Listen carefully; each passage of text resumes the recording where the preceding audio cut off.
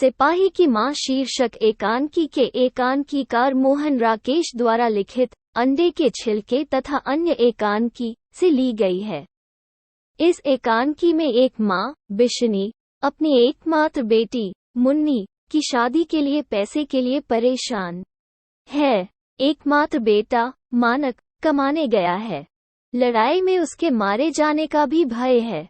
मोहन राकेश की इस मार्मिक रचना में निम्न मध्यम वर्गीय परिवार की एक ऐसी मां बेटी की कथावस्तु प्रस्तुत है जिनके घर का इकलौता लड़का सिपाही के रूप में द्वितीय विश्व युद्ध के मोर्चे पर बर्मा में लड़ने गया है। वो अपनी मां का इकलौता बेटा और विवाह के लिए तैयार अपनी बहन का इकलौता भाई है। उसी पर घर की पूरी आशा टिकी हुई है।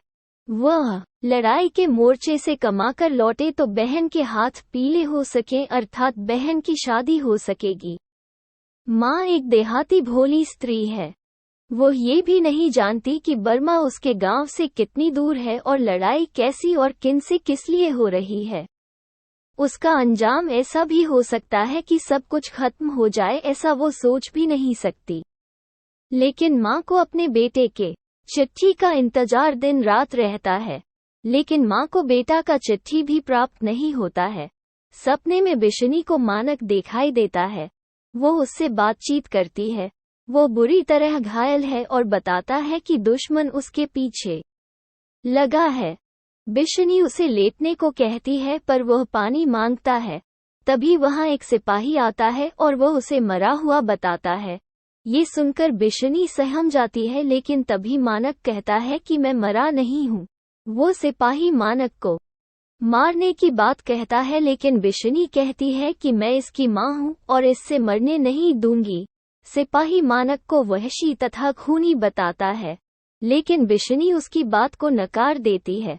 वो कहती है कि यह बुरी तरह घायल है और इसकी किसी से कोई दुश्मनी नहीं है, इसलिए तो इसे मारने का विचार त्याग दे।